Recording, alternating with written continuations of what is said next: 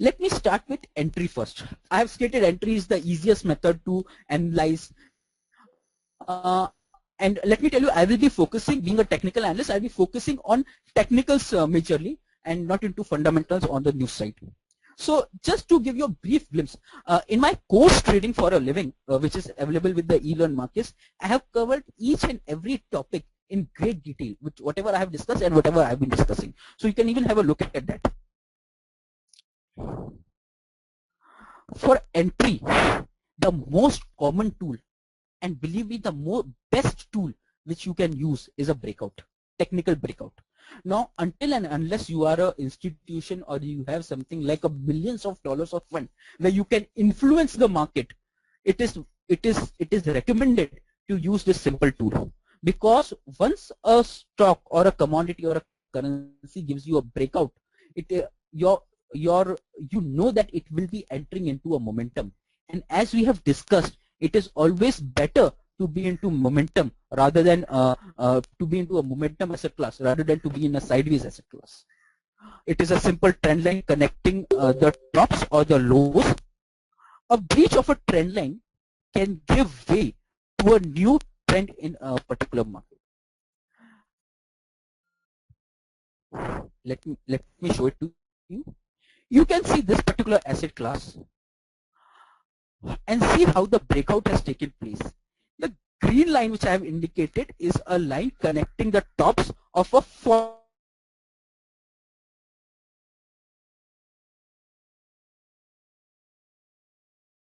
And on a breakout, I get an entry. Below the trend line, I place my stop loss, and then I'm able to play this entire thing. Okay, same thing you can see so you can get multiple entries, multiple exits while playing a breakout.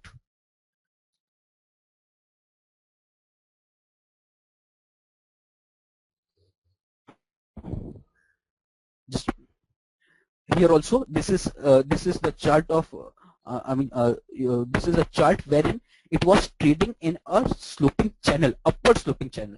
It gave you a breakout from this resistance of a sloping channel, and from here you can see how the stock has rallied. So try to enter breakouts because this is the easiest method which you can use. Now, this is a new concept which I want to introduce to you. Camarilla pivots. There are various types of pivot point calculators. One is a floor pivot, open, high, low, close divided by 3. This is a Camarilla pivot. This has a total different calculation as compared to your floor pivots. Generally, these pivots are used for volatility breakouts because if you see what is the formula for this, you will see that generally whenever there is a breakout or a breakdown, it is a volatility breakout. Now to read this, it's a very different method how you will read this particular pivot table. You don't have to focus on all the pivot numbers. You just have to focus on H4 and L4. I would like to repeat. You just have to focus on H4 or L4, and because these are the ranges which the market on breach of H3 or L3 will show you. You can get this formula. You can get this formula very easily on your. You type it in Google, Camarilla Pivot calculators, and you will get the entire formula in detail. Now, this is one of the easiest way which I have seen. Once this H4 is breached, which I have said, H4 and N4 are the most important. Once this H4 is breached, the probability that it will take towards H5 is very high. So, for day traders or even for like 2 or 3 days traders, it is a very good tool to make some quick money. A breakdown below L4 can take it towards L5. Generally, a breakout above L4 will mean a volatility breakout, and a breakdown below L4 will mean a breakdown. If you see, this is one particular chart which I have come across, wherein you enter above H4, you place your stop loss at H3, and you play for entire rally of H5. Actually, if you someone is very good with programming, he can create a system based on this and can actually make a good amount of money. Now, as you have seen, these are the a few other methods I have referred of entry in my detailed curriculum of trading for a living. But these are generally the important points of trading, wherein you enter on a breakout, or you again this Camarilla H4 or L4 is also a breakout methodology.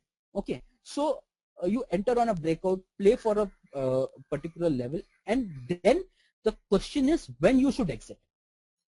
Yes, now we will be focusing on exit, which is a very important part of trading. I want to show you this particular chart. I have here identified one particular method, a breakout entry, one entry, where if you see it is actually an inverted head and shoulder pattern. It gave you a breakout, came down, and then it went the particular stock or asset class went up. Hello? Yeah. So then the particular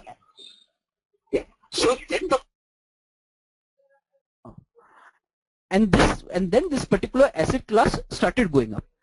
But the problem is, where will you exit? There are multiple exits, A, B, C, D, E, F, G, H.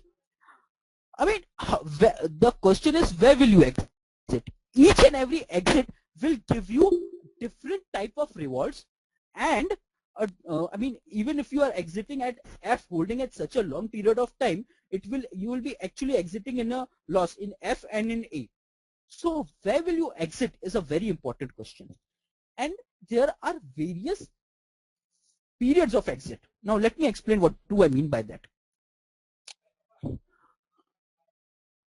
First of all, why are exit difficult? Because when we have unrealistic expectations. All of us want to exit at the top, and I remember Peter Lynch saying that one who say have bought at the bottom and sold off the top are nothing but liars. I mean, I don't say I don't. I mean, it's not so. I don't say that there will not be people. There might be people, but how many percent? 0.0001%. And hats off to them if they are able to exit at the top and buy at the bottom. But not everybody can do it.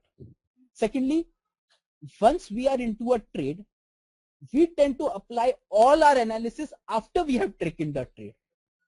And it is very important to know that before we take a trade, we should have a rough idea as to when we will exit, even if we are in profit or if we are in loss. We lack sense of control. We enter trade on our own terms, but we must exit the trade on terms set by the market. This is something which is very important. The market will not follow what you expect out of the market, because there are millions of people like you who are expecting out of the market. So market will not do what you are expecting. Market will do what it will do. So it is you who have to adhere to the market. Market won't adhere to you. So what are the different type of exit? Your first exit method is initial stop loss. Trailing stop loss. Trailing, what do I mean by trailing stop loss? In initial stop loss, once you enter a trade, you have a stop loss placed. Okay. If you are wrong, assume you take a trade and you go wrong. The breakout is a false breakout. There is a high possibility of this happening. Okay. So your initial stop loss itself will get triggered and you will exit it immediately. When does trailing stop loss come into focus? It is when you start making money into the market. So market is going up as per your expectation, and then you trail your stop loss, meaning you book some profits, you take some profits out of that particular portion. And profit protection stop loss, which is a part of trailing stop loss, which keeps winning trade from becoming losses. And profit maximizing exit. Now let us have a look at it. I have selected one tool which is very important, and it is called as average true range. Now, I have seen that most of the traders who are system traders, or even who are taking trades on discretionary basis, use this ATR as a very important tool for exit. This is available in all your charting softwares, ATR, and generally in this ATR, the combination is 14. Take 14 days ATR as your exit tool. What is this ATR? ATR is again it refers to volatility. Okay. It refers to volatility. It works for same for a $2 stock or for a $200 stock, and it works across all the markets. Now it can let me show you how it works. Here in this particular asset class, the CMP is $300. Okay. ATR, the value of 14 days ATR is 11 rupees. I will put my stop loss at 289 rupees, which is, because I'm taking a long position, it's a breakout. Okay.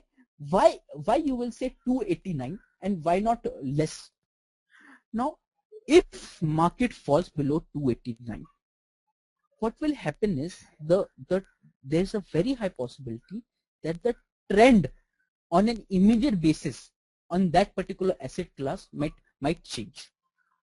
Market has given you a breakout. The volatility stands at 11 rupees. So take 11 rupees as your stop loss.